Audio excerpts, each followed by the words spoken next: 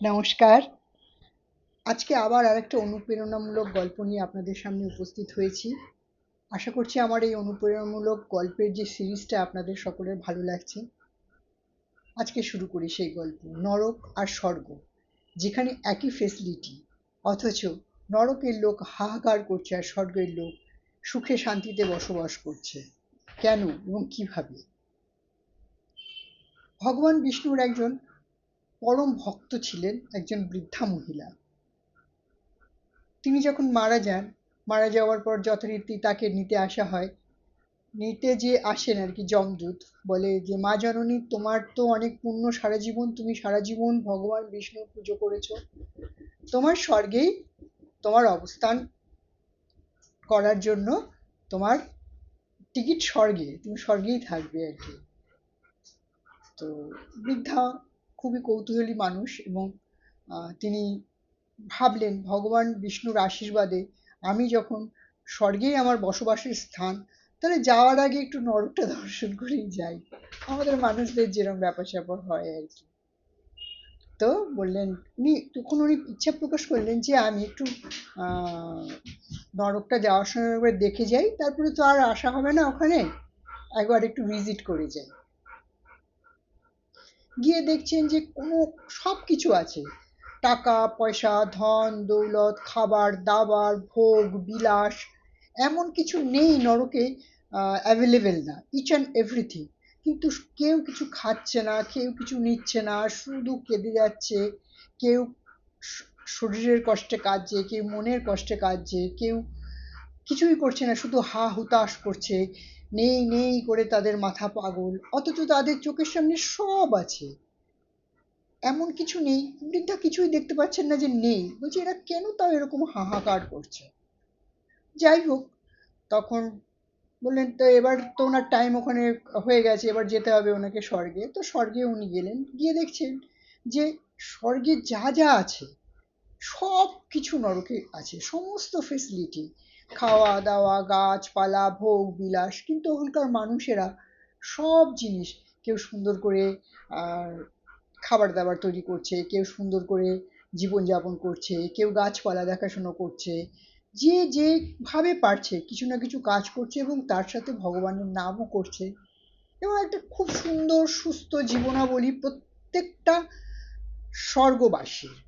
তো খুব অবাক হয়ে তখন সেই বৃদ্ধা মা জিজ্ঞাসা করেন যে নিয়ে গেল আর কি, যে মেসেঞ্জার ওনাকে তুলে নিয়ে গেল পৃথিবী থেকে, যে আচ্ছা আমার একটা প্রশ্ন, এই যে স্বর্গেও যা দেখছি ফেসিলিটি, নরকে একই ফেসিলিটি, কিন্তু নরকের লোকগুলো সবসময় এরকম কাঁদে কেন?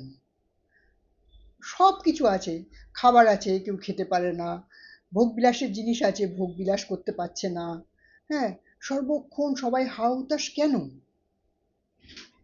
তখন আহ, বিষ্ণু প্রকট হয় এবং বলে, মাতা তোমার এই প্রশ্নের উত্তর আমি দিচ্ছি।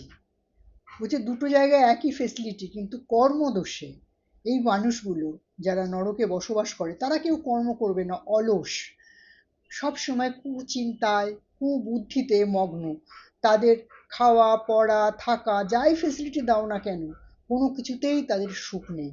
তারা অসুখের চাষ করে এবং ভগবানের নাম করে না এবং ভগবানের কথা স্মরণও করে না। তাই তারা অসুখ বিসুখ, বিভিন্ন রকম অসুবিধা, বাধা বিঘ্ন, মানসিক কষ্ট এবং ভোগের জিনিস থাকা সত্ত্বেও ভোগ করতে পারে না।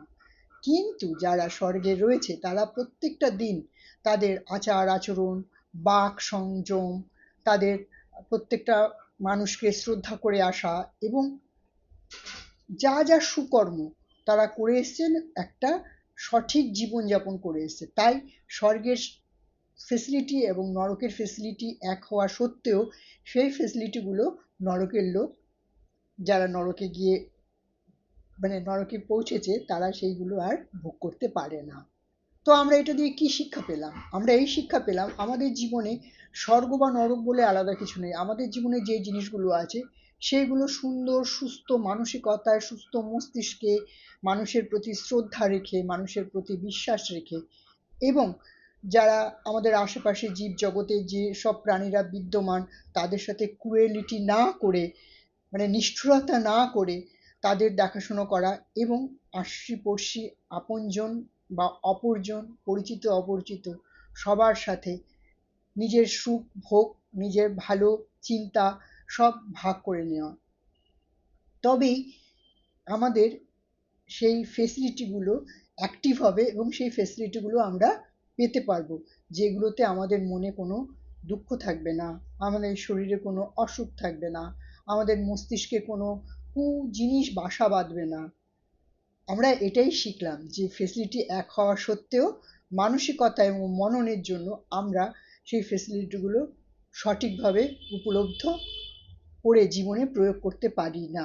ভালো থাকবেন, আবার আসবো অন্য কোনো ভিডিও নিয়ে। আজকে এখানেই শেষ করছি।